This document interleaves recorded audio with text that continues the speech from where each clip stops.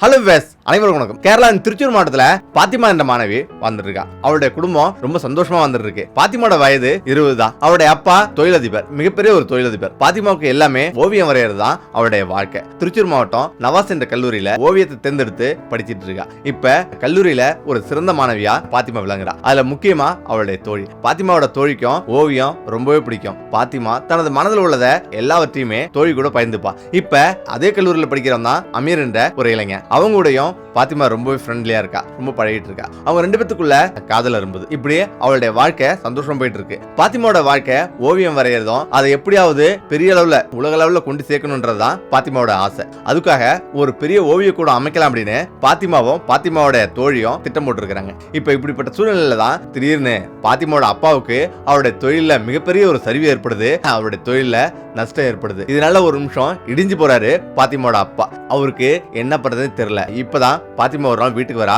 பாத்திமாவை தனியா கூப்பிடுறாரு. நம்ம எல்லோருடைய வாழ்க்கையும் உங்க கையில தான் இருக்கு அப்படின்னு அவர் சொல்றாரு. பாத்திமாவுக்கு ஒண்ணுமே புரியல. என்னப்பா சொல்றீங்க அப்படின்னு அவ கேக்குறா. எனக்கு தொழில மிகப்பெரிய நஷ்டம் ஆயிடுச்சு. எனக்கு துபாயில ஷேக் ஹமாட்டி அப்படின்ற ஒருத்தர் இருக்காரு. அவரு உன்னை ரொம்ப நாளா கேட்டிருந்தாரு. அவரை நீ கல்யாணம் பண்ணிட்டீங்கன்னா நம்முடைய கடன் அனைத்துமே அடைச்சு முடிக்க முடியும் அப்படின்னு சொல்றாரு. இதை கேட்டு பாத்திமா ஒரு நிமிஷம் இடிஞ்சு போறா. அவளுடைய கனவு அனைத்தும் இழுத்து மூடப்படுது. இப்ப அவளுக்கு என்ன பண்றதுனே தெரியல. அப்பா வேற வழி இல்லையாப்பா அப்படின்னு அவ கேக்குறா. இதுதாம வழி, இல்லனா நம்மளுடைய வாழ்க்கை கேள்விக்குறியாகும். நம்ம எல்லோருமே மருந்து குடிச்சு தான் சாவணும் அப்படின்னு அவர் சொல்றாரு. பாத்திமாவோட அம்மா வந்து இதுக்கு சம்மதிச்சுனா சகோதரிகளோட வாழ்க்கை நல்லா இருக்கும் அப்படின்னு சொல்றாங்க. இப்ப பாத்திமாவுக்கு வேற வழி இல்ல. இப்ப சரி அப்படின்னு ஒப்புக்கொள்றா. இப்ப திருமண ஏற்பாடும் நடக்குது. இப்ப துபாயில இருந்து ஷேக் ஹமாட்டி தனி விமானம் மூலமா வராரு. அவருக்கு ஒரு உதவியாளர், ஒரு மருத்துவர் அப்படின்னு அவர் கூட வராங்க. இப்ப திருச்சூர்ல ஒரு பெரிய ஒரு மஹால்ல திருமணம் நடக்குது. திருமணத்தின் போது பாத்திமா இடிஞ்சு போறா. அவளுடைய மனதுல அமீர் குடியிருக்கான். அவ கண்ணீர் விடுறா. இந்த நேரத்துல தான் ஷேக் ஹமாட்டி பாத்திமாவை பாக்குறான். ஷேக் ஹமாட்டிக்கு 70 வயசு. அந்த நேரத்திலயும் பாத்திமாவை பார்த்து சிரிக்கிறான். அவரும் விலையுயர்ந்த உடைய அணிஞ்சிருக்காரு. பாத்திமாவுக்கும் விலையுயர்ந்த உடைய கொடுக்குறாரு. இப்ப மிகப்பெரிய அளவுல கல்யாணமும் நடந்து முடியுது. இப்ப ஷேக் ஹமாட்டியும் பாத்திமாவும் துபாய்க்கு போறாங்க. துபாயில மிகப்பெரிய ஒரு அரண்மனை. அந்த அரண்மனையில ஒரு கைதி போல பாத்திமா இருக்கா. அவளுக்குன்னு தனியார ஒதுக்கப்படுது. இப்ப ஷேக் ஹமாட்டிக்கு ஏற்கனவே 4 மனைகள் இருக்காங்க. நிறைய வாரிசுகளும் இருக்கு. அவங்க எல்லாருமே பாத்திமாவை ஒரு தொல்லையா நினைக்கிறாங்க. முக்கியமா நம்மளுடைய சொத்துக்களுக்கு புதிய வாரிசு வந்துச்சு அப்படின்னு அவங்களுக்கு எல்லாமே கோபத்துல இருக்கிறாங்க. இந்த இடத்துல பாத்திமாவை பார்த்து எல்லாரும் வெறுக்கிறாங்க. ஆனா ஷேக் ஹமாட்டியோ அமைதியா வீட்டுல ராச்சிட்டு போறாரு.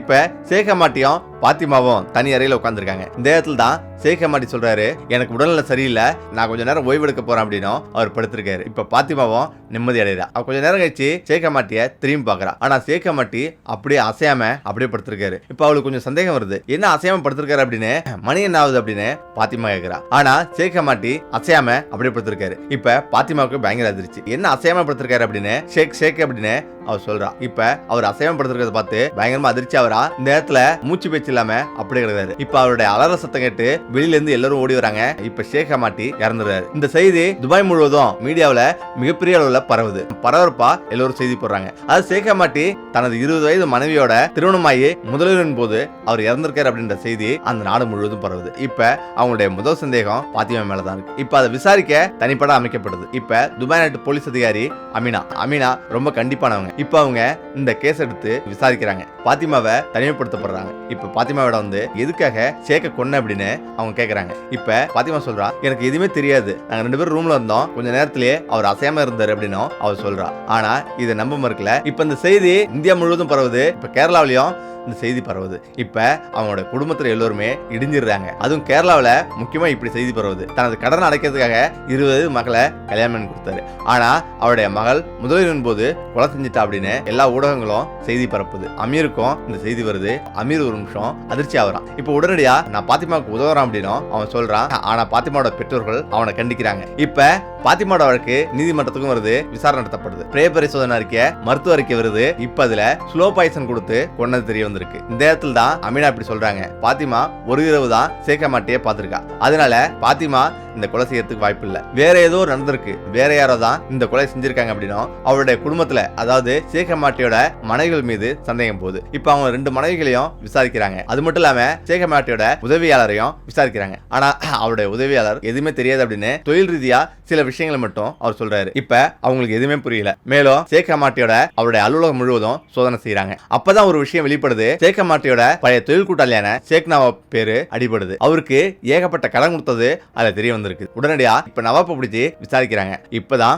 பல விதமான அதிர்ச்சி தகவலும் வெளிவருது. அதாவது சேகமாட்டி நவாப்புக்கு பெரிய அளவுல கடன் கொடுத்திருக்காரு. அதாவது 1000 கோடி அளவுக்கு கடன் கொடுத்திருக்காரு. இப்ப சில வருஷம் முடிஞ்ச பிறகு இப்ப சேகமாட்டி அந்த கடனை திரும்ப கேட்டிருக்காரு. இந்த இடத்துல தான் அவர் கொடுக்க மறுத்ததாகவும் மேலும் உன் மேல வழக்கு தொடர போறோம் அப்படின்னு சொன்னதாகவும் இந்த இடத்துல தான் நவாப் திட்டம் போட்டு சேகமாட்டியோட உதவியாளர் காலித்துக்கு பெருமளவுக்கு பணம் கொடுத்து இப்ப அவர் வலையில வீழ்த்துறாரு. இந்த இடத்துல தான் சேகமாட்டியை கொல்றதுக்கு 2 பேர் திட்டம் போடுறாங்க. உனக்கு பெரிய லெவல்ல பணம் தரேன், அதாவது 5 கோடி ரூபா பணம் தரேன், இப்ப சேகமாட்டியை முடிச்சிரு அப்படின்னும் அவர் சொல்றாரு. இந்த இடத்துல தான் சேகமாட்டியோட உணவுலையும் தண்ணீர்லயும் ஸ்லோ பாய்சன் கலந்து தினந்தோறும் கொடுத்துருக்காங்க. ஆனாலும் இந்த விஷயம் வெளியே வரல. ஆனாலும் அவர் இறக்கல. இந்த இடத்துல தான் சேகமாட்டி திருமணம் செய்யறாரு. இப்ப அவங்களுக்கு ஒரு ஐடியா தோணுது. இப்ப முதல் நாள் இரவே அதிகமான மருந்து கொடுத்துட்டா இப்ப அவரு இறந்துடுவாரு. இந்த பழி வந்து பாத்திமா மேல விழும், செய்தி வரும் அப்படின்னு அவங்க நினைக்கிறாங்க. இந்த இடத்துல தான் அதிகமான பாயசத்தை அங்க கலக்குறாங்க. இப்ப அது சேகமாட்டி கொடுக்கப்படுது. இந்த இடத்துல தான் சேகமாட்டி இறக்குறாரு. இந்த உண்மை வெளிவந்ததும் துபாய் நகரம் முழுவதும் அதிர்ந்து போகுது. இப்ப